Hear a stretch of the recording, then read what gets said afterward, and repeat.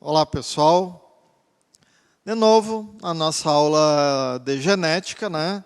Lembrando que a gente estudou alguns casos aí dentro da genética, a dominância simples, a codominância, né? E alguns outros casos dentro da genética que a gente vai estudando, ok? Falamos ali um pouquinho também sobre os heredogramas e lembrando que os heredogramas a gente pode usar eles em qualquer caso dentro da genética, ok? Qualquer caso dá para usar os heredogramas, que eles vão funcionar muitas vezes como se fosse o texto, para mim conseguir interpretar, pegar os dados ali e jogar de repente no quadro de Punnett para ver determinadas probabilidades de acontecer. Genética. Nós falamos ali sobre dominância simples e codominância. Nós vamos ver um caso de polialelismo. O que é isso? Poli, muitos. Alelismo, alelo. Cada letrinha ali, o azão, azinho, bezão, bezinho, é um gene. Falei isso. Está indicando um gene, uma característica. Esse gene é chamado também de alelo. Nós trabalhamos até agora sempre com, aliás, na dominância simples e no caso de codominância, sempre dois alelos. Primeiro, o dominante recessivo e no segundo, dois ali que não tem dominância nem recessividade. Ok? No polialelismo a gente vai trabalhar com mais. Eu posso ter o A, o B e o C. O A, o B, o C ou o D. Mas sempre nós vamos pegar de 2 em 2. E o caso mais que mais se estuda em polialelismo, tem várias situações de polialelismo. Nos nossos livros didáticos, está falando ali da crista do galo, por exemplo, do galo, da galinha, que tem formatos um pouquinho diferentes para a mesma espécie, algumas cores de pelo de cães também, não é só caso de semidominância, né? Então, tem alguns casos. Mas o mais estudado, né, mais discutido nos nossos livros didáticos é sobre os grupos sanguíneos. Nos grupos sanguíneos existe caso de dominância simples e caso de codominância, juntos, trabalhando ao mesmo tempo. Olha só. Sangue, tipo A. Eu sou o grupo sanguíneo A. Esse é o meu fenótipo. Qual o genótipo que eu posso ter? Ele pode ser isão, azão, ou azão, izinho. Aqui a gente tem uma convenção que é usado, né, nos livros didáticos. Cada grupo desses aqui é um alelo. Isso aqui é um alelo, isso aqui é outro alelo. Isso aqui é um alelo, isso aqui é outro alelo. Então, de novo, 2. Quantos genótipos diferentes eu tenho aqui? Um genótipo, 2 genótipos, para o grupo sanguíneo A. Quem é do grupo sanguíneo B vai ter IBzão, ou IBzão, Izinho. Da onde apareceu aquele Izinho ali? Já vamos ver. Eu também tenho 2 possibilidades de genótipo aqui. Beleza? Quem é AB? Qual é o genótipo? Iazão e Bzão. Não tem outro genótipo. Então, quando eu falar que o indivíduo é do grupo sanguíneo AB, quando eu disser que o fenótipo dele é AB, o genótipo, com certeza, não tem dúvida, vai ser Iazão e Bzão. Por quê? Porque aqui nós temos um caso de codominância. O A é dominante sobre o Izinho. O B é dominante sobre o Izinho. Mas quando o A e o B estão juntos, não é A e não é B. É AB. Forma outro fenótipo. Grupo sanguíneo AB não é a mesma coisa que A. Grupo sanguíneo AB não é a mesma coisa que B. Ok? Então, aqui nós temos um caso de codominância. E existem também pessoas do grupo sanguíneo O.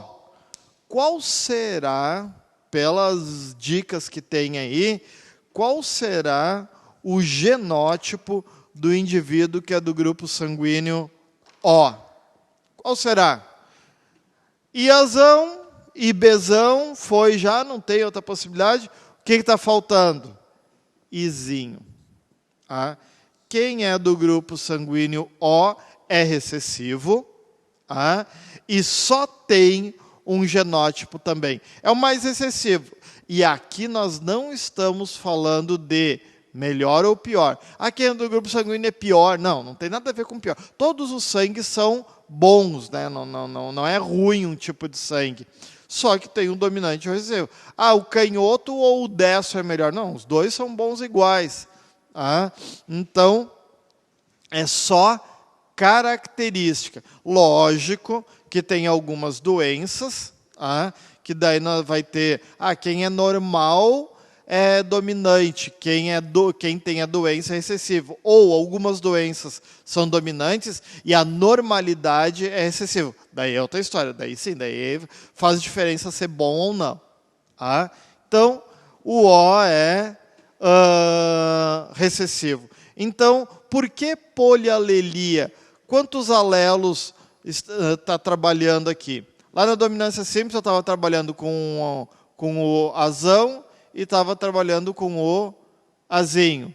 Nos casos de codominância eu estava trabalhando com o azão e com o bezão, por exemplo. Sempre dois. Aqui é polialelia, porque eu estou trabalhando com o azão, iazão, estou trabalhando com o ibezão e estou trabalhando com o izinho. Então, é mais de 2 alelos. Então, por isso, polialelia. Ok? Então, a genética do grupo sanguíneo é assim. Mas pode o meu pai ser de um grupo sanguíneo e a minha mãe ser de outro grupo sanguíneo, diferente dele, e eu ser de outro grupo sanguíneo, diferente dos dois? Pode. Existe essa possibilidade. Vamos pegar um exemplo só aqui. O indivíduo, ele é grupo sanguíneo A. Para ser grupo sanguíneo A, tem 2 possibilidades de genótipo. Eu vou pegar o heterozigoto aqui. Então, o indivíduo é A-izinho, heterozigoto. E a mulher dele é grupo sanguíneo B. Só que a mulher também é heterozigota. Então, ela é IBzão, Izinho. Beleza. Estou trabalhando agora com o quadro de Punnett. Vamos ver como é que fica essa encrenca aqui. Olha só. Esse indivíduo aqui, esse gene aqui, esse espermatozoide que está levando esse gene, se ele fecundar esse aqui, como é que fica? Iazão e Bezão. Mas se ele fecundar esse aqui, fica Iazão, Izinho. E se o Izinho aqui fecundar o Ibezão, aí fica Ibezão, Izinho. E se o Izinho fecundar o Izinho, Izinho, Izinho. Fiz o cruzamento. Qual é a probabilidade de nascer um indivíduo do grupo sanguíneo AB? Está aqui o AB, 25%.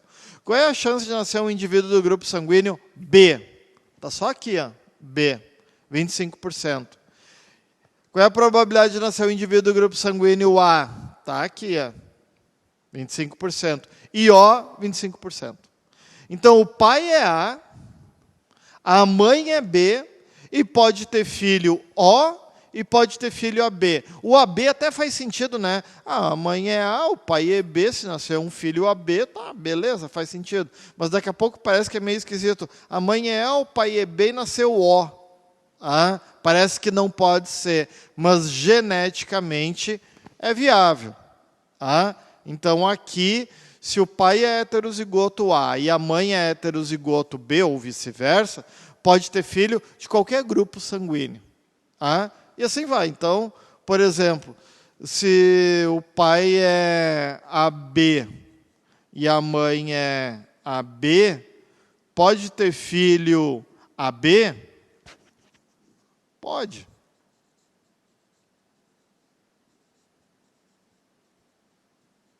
Pode ter filho A, pode ter filho B e pode ter filho AB, só não vai poder ter filho O. Então, essa aqui é a genética dos grupos sanguíneos. Então, vamos dar uma analisada aqui. Polialelismo, trabalhando com polialelismo. Sistema sanguíneo ABO, né? O A e o B são dominantes. Aqui, os fenótipos, sangue A, sangue B, AB e O. Os genótipos que podem ser. Esse esquema aqui é importante, né? E daí eu li os aglutinogênios nas hemácias e aglutininas no plasma, né? São os anticorpos que tem em cada tipo de sangue. Fator RH tem o positivo e o negativo. Isso aqui é um pouquinho mais simples. Quem é fator RH positivo é Rzão, Rzão ou Rzão, Rzinho. Quem é negativo é Rzinho, Rzinho. Equivale ao azão, azinho, né? Azão, azão, azão, azinho, azinho, azinho. Mesma coisa. Isso aqui do fator RH é só isso aqui. Daí, para a gente entender, olha só. Eu sou do grupo sanguíneo A. Mas eu também sou positivo. São duas características. Eu não sou A positivo. Quando eu digo que eu sou A positivo, eu não estou dizendo que isso é uma característica. Eu estou dizendo que isso são duas características.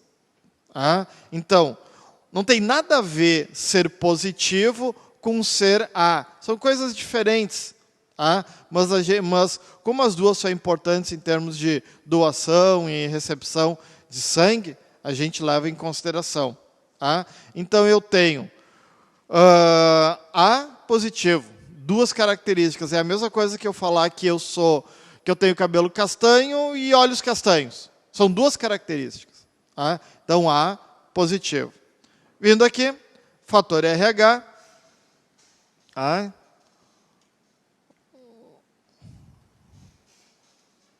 Fator RH. Aqui, um exemplo. Imagine que um homem de tipo sanguíneo O. Qual é o genótipo do indivíduo O? Izinho, Izinho. Casa-se com uma mulher de sangue AB. Qual é o genótipo? Iazão e Bzão.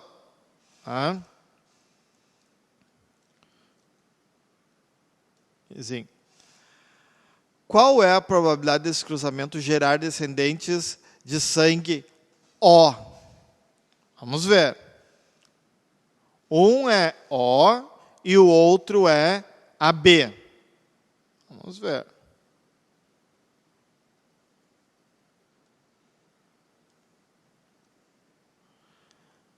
Azão, Izinho. Bzão, Izinho. Azão, Izinho. Bzão, Izinho. Qual é a probabilidade desse casal ter filho O? O homem é O. A mulher é AB. Olha só que interessante isso aqui. O e AB.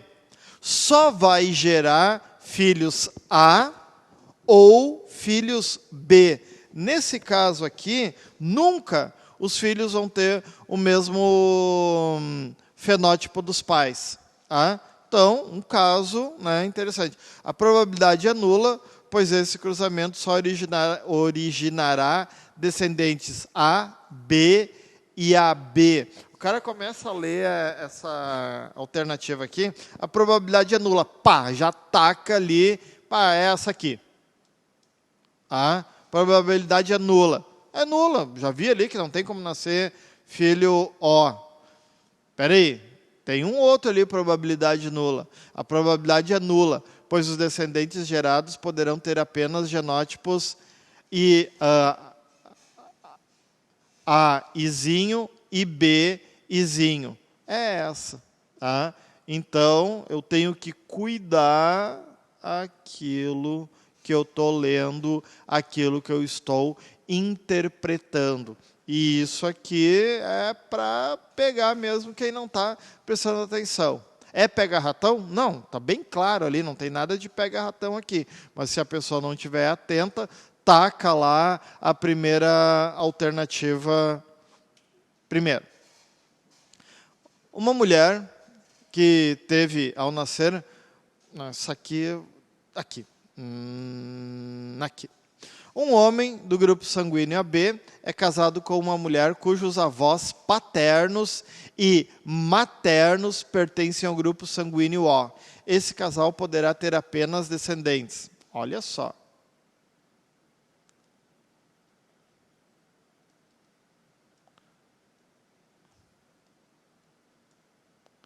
Vamos ver aqui o que acontece. Estou fazendo um heredograma aqui.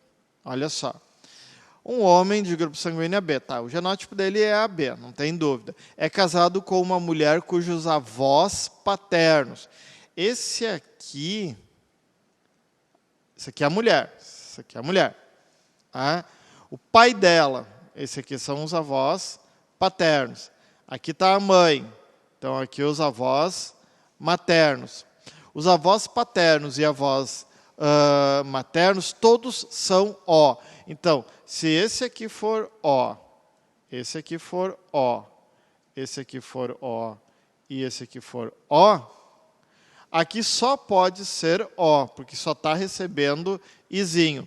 Ou seja, os pais dela são izinho, o pai é izinho, izinho, a mãe é izinho, izinho. Só tem izinho, então ela vai ser também obrigatoriamente O.